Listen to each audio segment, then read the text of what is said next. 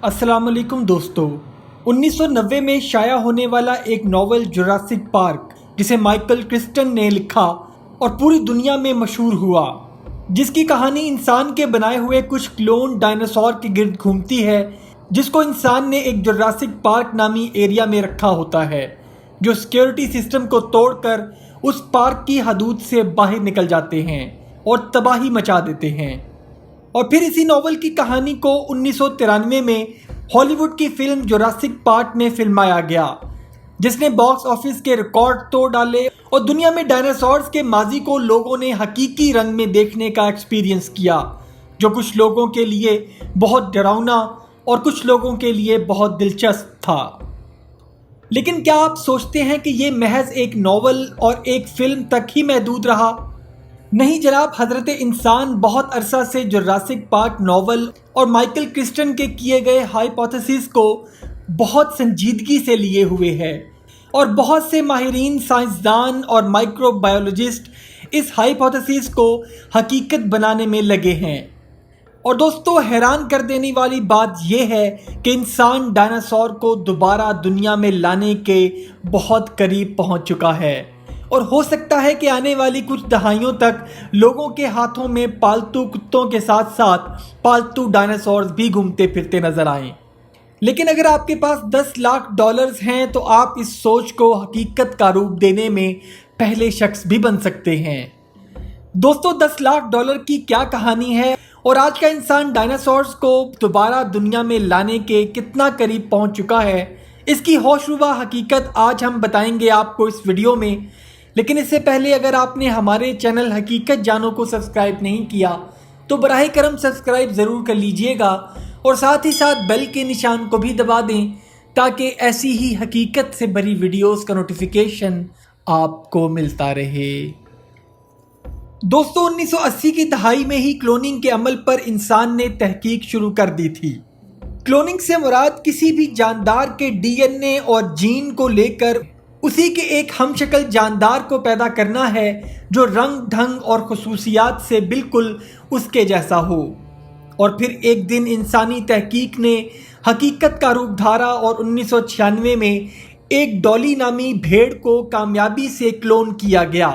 जो 5 साल तक जिंदा रही और फिर फेफड़ों की बीमारी का शिकार होकर मर गई। और इस तरह क्लोनिंग पर इंसान की तहकीक ने मजीद कदम जमाने शुरू कर दिए। जुरासिक पार्क के हाइपोथेसिस के बाद माहिरीन ने डायनासोर्स को भी क्लोन करने पर तहकीक शुरू की, जो 1980 के आखिर में ही शुरू कर दी गई थी।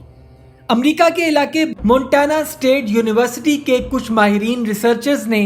एक सीक्रेट रिसर्च ग्रुप बनाया, जिनका मानना था कि कहीं न कहीं ऐसे खून चूसने वाले कीड़ों, मसलन मच्छर वगैरह का मुर्दा जिस्म किसी पत्थर और सर्द इलाके में महफूज हो सकता है, जो डायनासोर्स के ज़माने में मौजूद हो और डायनासोर्स के दुनिया से ख़त्म होने से पहले उस मच्छर ने डायनासोर्स के खून को चूसा हो,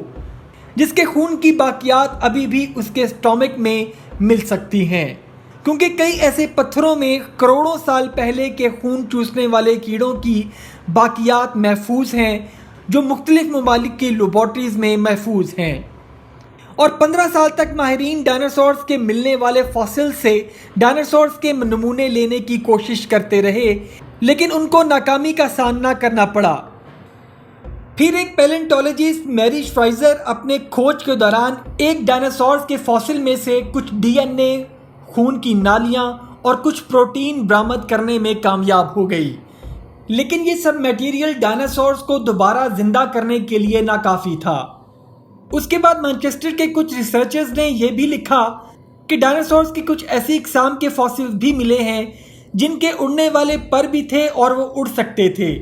उसके फॉसिल्स की बनावट आजकल के परिंदे शुतुरमुर्ग से मिलती जुलती है। लेकिन तहकीक दानों ने शुतुरमुर्ग के ऑर्गेनिक मटेरियल को डायनासोर्स की रीबिल्डिंग के लिए मौजू करार नहीं दिया।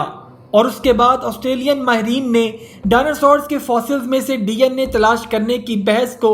ये कहकर ख़त्म कर दिया कि डायनासोर्स 6.5 करोड़ साल पहले इस दुनिया में मौजूद थे और इतने टाइम के बाद डीएनए का रीबिल्ड करने की हालत में मिल पाना नामुमकिन है। लेकिन दोस्तों, حضرت انسان کو کہاں چین ملنے والا تھا؟ ایک پیلنٹولوجسٹ جیک ہارنر نے اپنی تحقیق کو جاری رکھا اور یہ تجویز دنیا کے سامنے رکھی کہ کیوں نہ ہم ڈائناسورز کو ایک مختلف شکل میں پیدا کریں، اور اس مقصد کے لیے اس نے چکن کے ایمبریو کو استعمال کرنے کا سوچا اور اس کو چکنوسورس کا نام دیا۔ اس کا یہ آئیڈیا حقیقت کے کچھ قریب نظر آنے والا تھا، کیونکہ ابھی تک ڈائناسورز کے موجود ڈی این اے میٹیریل کو چکن کے ایمبریو کے ساتھ میچ کر کے ایسا کیا جا سکتا تھا۔ دوستو، اس عمل میں بہت ساری جینیٹک پیچیدگیاں بھی تھیں جس کو حل کرنا ضروری تھا، جن میں ڈائناسورز کی دم کو بنانا اور چونچ کے بغیر سر کو بنانا اور ساتھ ہی ساتھ ڈائناسورز جیسی ٹانگیں بنانا تھا۔ شروع میں تو جیک ہارنر کے اس تحقیقی میدان میں کوئی بھی شخص اترنے کو تیار نہیں تھا، کیونکہ ہر شخص کو لگتا تھا کہ یہ آئیڈیا پریکٹیکل نہیں ہو سکتا۔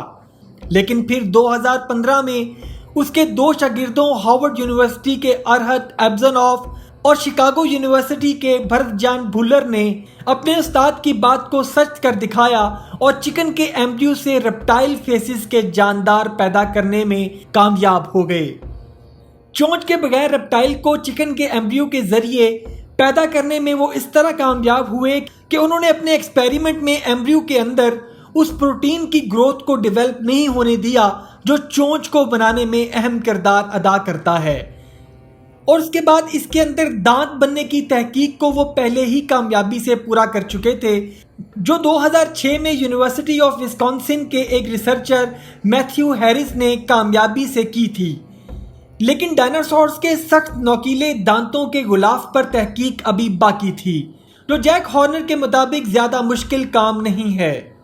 اور پھر 2016 کے اندر ایک حیران کر دینے والی خبر سننے کو ملی کہ چلی کی ایک بائیو ریسرچ ٹیم ایک ایسے چکن کو پیدا کرنے میں کامیاب ہو گئی ہے جس کی ٹانگیں ڈائناسورز کی طرح ہیں، اور اس تحقیق کی کامیابی کی وجہ انہوں نے یہ بتائی کہ اس وقت دنیا کے پرندوں کے ڈھانچے اور ڈائناسورز کے ڈھانچوں میں ٹانگوں کے ٹیبیا اور فیبولا تقریباً ایک جیسے ہیں، جس کی وجہ سے وہ ایسا کرنے میں کامیاب ہو گئے۔ تو دوستو، اس طرح کی اب تک کی ہوئی تحقیق کے مطابق انسان ڈائناسورز کو دوبارہ بنانے کی 3 جینیٹک پیچیدگیوں میں سے 2 کو حل کرنے میں کامیاب ہو چکا ہے، اور اب صرف ڈائناسورز کی لمبی دم کو بنانے کی تحقیق جاری ہے، جس کے بارے میں جیک ہارنر کا کہنا ہے کہ یہ کافی مشکل ہے لیکن یہ ناممکن نہیں ہے، اور وہ یہ بھی کرنے میں کامیاب ہو سکتے ہیں۔ لیکن ڈائناسور کی دم اور ڈائناسورز کو دوبارہ پیدا کرنے کی تحقیق میں کم از کم $1 ملین کی انویسٹمنٹ درکار ہے۔ لیکن دوستو، اب سوال یہ پیدا ہوتا ہے کہ کیا یہ انویسٹمنٹ انسانیت کی خیر کے لیے کی جا سکتی ہے، یا پھر جیسے جراسک پارک میں اس کے تباہ کن نتائج کو دکھایا گیا ہے اس کا انجام بھی ویسا ہی ہو، اور بھیانک جانور اگر دنیا میں دوبارہ پیدا کر لیا گیا اور انسانی بس سے باہر ہو گیا تو کیا انسان خود کو اس کے لیے معاف کر پائے گا؟ دوستو، اللہ تعالیٰ کے کام میں مداخلت انسان کے لیے تباہی اور بربادی کی علامت بن کر ہی آتی ہے، اور ڈائناسورز کو دنیا میں ختم کر دینے کے پیچھے خدا کی کچھ ایسی حکمت ہے جو بنی نوع انسان کے لیے خیر کی علامت ہے، اور اگر ہم قدرت کے ان فیصلوں کے خلاف کام کریں گے تو اس کا قہر بھی انسان کو ہی برداشت کرنا پڑے گا۔ انسان سائنس کی ترقی اور تحقیق میں اتنا گم ہو گیا ہے کہ قدرت کے فیصلوں سے ٹکراؤ چاہتا ہے، لیکن کیا انسان کو ایسا کرنے کا حق ہے؟ آپ اس بارے میں کیا سوچتے ہیں؟ ہمیں کمنٹ سیکشن میں ضرور بتائیے گا۔ امید کرتا ہوں دوستو آج کی ویڈیو آپ کو پسند آئی ہوگی۔ اگر ویڈیو پسند آئی ہے تو ویڈیو کو لائک، شیئر اور کمنٹ سیکشن میں اپنی رائے کا اظہار ضرور کر دیجئے گا، اور جاتے جاتے چینل کو سبسکرائب کر کے ہماری حوصلہ افزائی بھی کر دیجئے۔ اپنا اور اپنے گھر والوں کا بہت سا خیال رکھیے گا۔ اللہ حافظ۔